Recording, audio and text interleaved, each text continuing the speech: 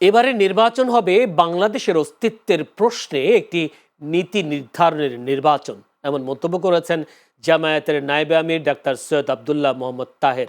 বুধবার বিকেলে কুমিল্লা ১৪গ্রাম উপজেলার মিয়াবাজারে একটি পার্টি সেন্টারে ইউপি চেয়ারম্যান ও সদস্যদের সাথে মতবিনিময় সভায় প্রধান অতিথির বক্তব্যে এসব কথা বলেন তিনি। ডাক্তার আব্দুল্লাহ মোহাম্মদ তাহের বলেন, এই নির্বাচনকে স্থানীয়ভাবে যেমন গুরুত্ব দিতে হবে, তেমনি জাতীয় পর্যায়েও এর গুরুত্ব অনুধাবন করতে হবে।